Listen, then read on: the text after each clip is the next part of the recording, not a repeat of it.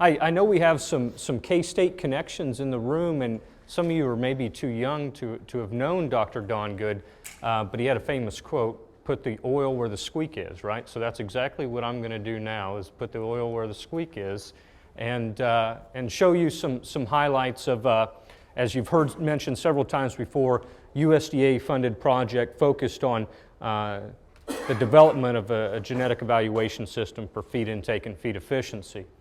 So here's the participants, big long list of participants.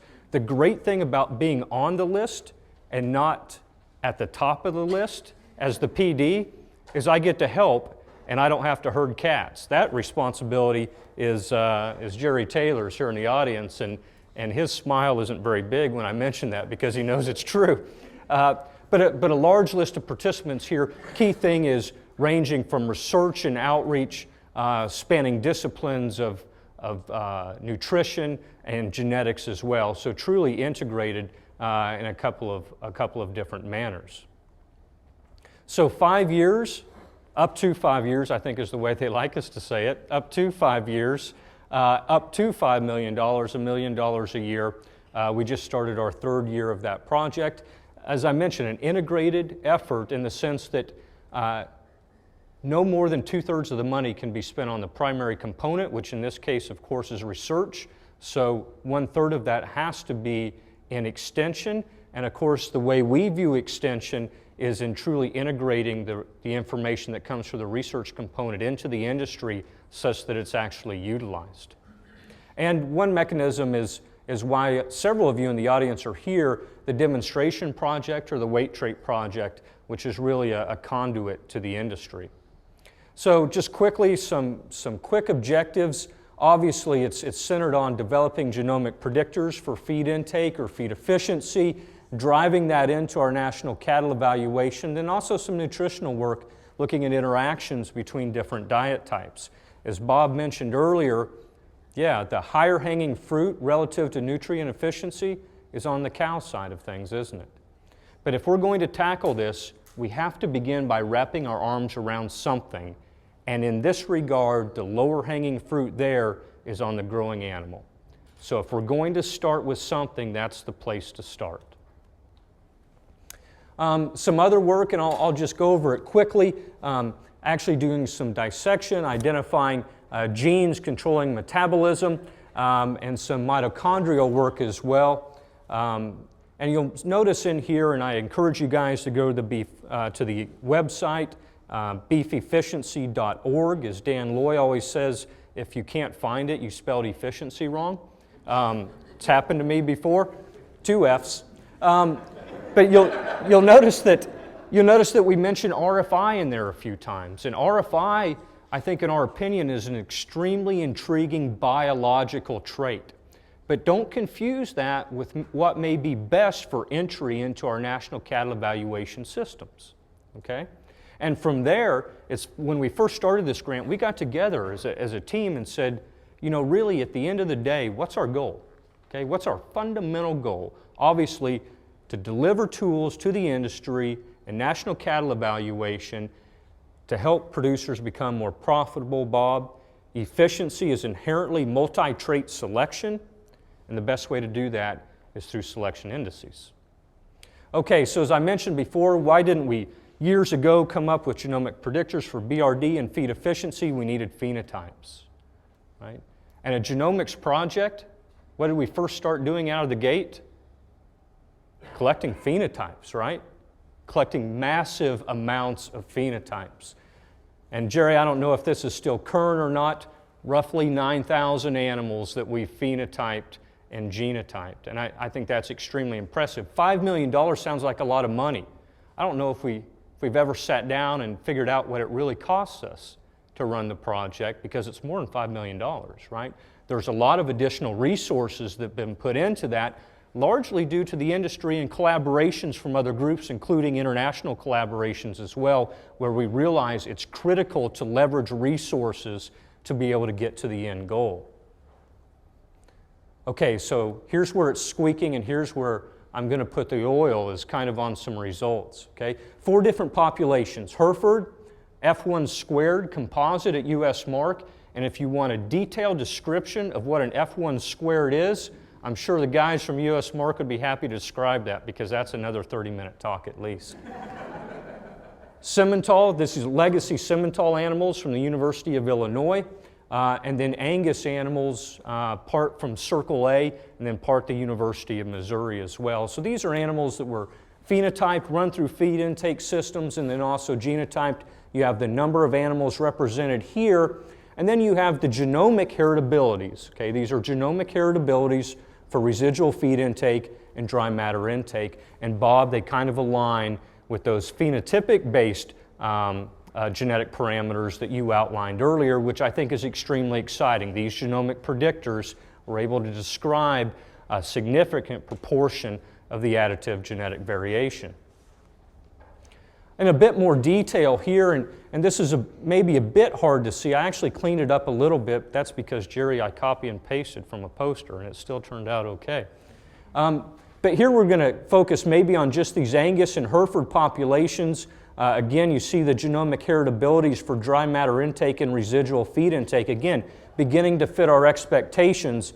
I think it's all too often, depending on whether you're an Angus producer or Hereford producer, to start looking at these and comparing across breed, right? How well did the assay do in my breed compared to another? That's a horrible comparison, right?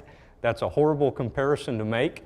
That's not what we're comparing there. We've got several different things going on. There's some sampling issues, number of animals, things of that nature going on. If we nailed it down, perhaps even some population structure things going on. But the thing I really wanted to highlight here is the largest QTL, the proportion of genetic variation that the largest QTL explains in Angus for dry matter intake, 10%. That's huge. That is absolutely huge. When I was a graduate student, we actually had to simulate genomic data because we didn't have a lot of it, and that wasn't a long time ago. I simulated a QTL that explained 5% of the genetic variation, and my primary advisor at the time said, that's a ridiculous number, right? Absolutely ridiculous number, because there's nothing out there that big that's going to affect these kind of traits. Well, it looks like there is. Largest 10 QTL cumulatively for dry matter intake in Angus cattle, a little over 20%, and Hereford cattle close to 13%. That's pretty substantial with a small number of quantitative trait loci. All right, these are Manhattan plots, and you've seen some earlier Manhattan plots because they look like the skyline of Manhattan, Kansas, right, Tara? Big skyscrapers. They are designed to look like the skyline of Manhattan, right? Just not Manhattan, Kansas. But what you see here is we go along the genome in terms of chromosome, each one of these here a SNP, and this is dry matter intake, Angus, and you see something way here above the other. That's the big one that's explaining roughly 10% of the dry matter intake in Angus cattle. Right, the interesting thing is the big one for Hereford in terms of proportion of additive genetic variance explained for dry matter intake, these aren't the same, are they? These two dots here aren't the same, all right? So we're seeing some large effect QTL in both these populations, but they're not the same ones. They're not the same ones.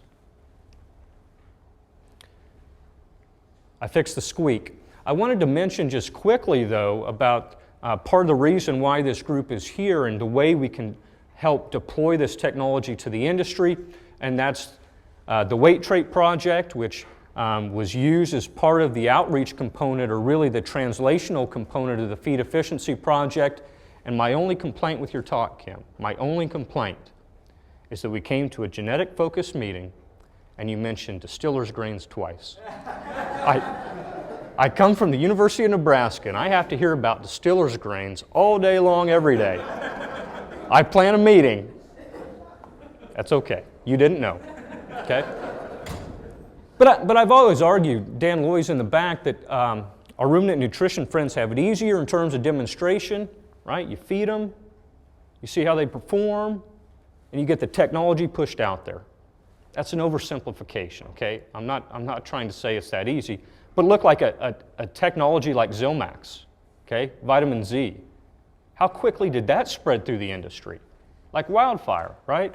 But from a genetics perspective, I tell you this horned Hereford bull here, he's a vector, an envelope for genetics.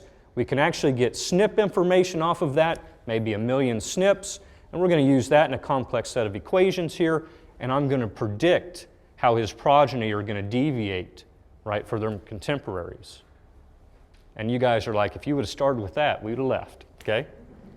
It's confusing. And so what we did, actually, the genesis of this meeting, again, was the Weight Trait Project, getting 24 seed stock producers in the Northern Plains to get together and actually take part in the development and evaluation of genomic technology. And those breeders representing the 7 largest beef breeds in the U.S. So here's where they're located. Again, many of them in the room started out with predictors for weight traits because those are the easy ones, and now moving to predictors for feed intake or feed efficiency. And so part of that here is actually having some calves sired by some of their bulls going through feed intake facilities and being genotyped with the 50K assay as proof of concept and a way to move the technology into the industry. And I would say in terms of technology deployment, and I've been critical of that a lot, I think with regards to genomics and feed efficiency, there are some breed associations that are moving that technology relatively rapidly. And so as we think about extension, it's much more than giving talks, right? Much more than giving talks. It's about deploying technology. And I think that's what this grant is doing. So this website, which the group at Iowa State has really done a great job of putting this together, beefefficiency.org. The nice thing is the guys in the back tape all of these talks. They post them up there with the handout so you can go back and review those. We've also done cattleman to cattleman segments. Those are posted on here as well. And so information just not for a producer audience, but also for the scientific audience as well. A lot of research papers trying to make it a go-to place relative to research in the area of genomics and also feed intake and feed efficiency. That's what happens when you put something together. You got to make sure we end on time. We need to think about efficiency in terms of economic returns. Bob Weber and I are obviously exactly on the same page there. We've done a tremendous job at increasing output traits over the last few decades. I would argue we did so not contemplating what it took, what the input was to get them there. The exciting thing about genetic selection tools for inputs like feed is all of a sudden we stop and contemplate, it's both input and output, right? And we select for those simultaneously. Optimization leading towards efficiency. And of course, we'd argue that index values obviously can be greatly improved by having genetic predictors for input traits. I put genomics could play a large role here, perhaps not fully brought to fruition, particularly relative to some of these more novel phenotypes, but we're rapidly moving in that direction. And I think that's extremely exciting. The other thing, there's going to be people in different camps in here that are going to want RFI, residual average daily gain, just dry matter intake. A genomics approach is pretty robust to that, okay? We can collect phenotypes, we can train and provide genomic predictors for dry matter intake, residual feed intake, residual average daily gain, gain to feed if you want. I wouldn't advise that, but we could do it. So we can develop genomic predictors for whatever the industry wants.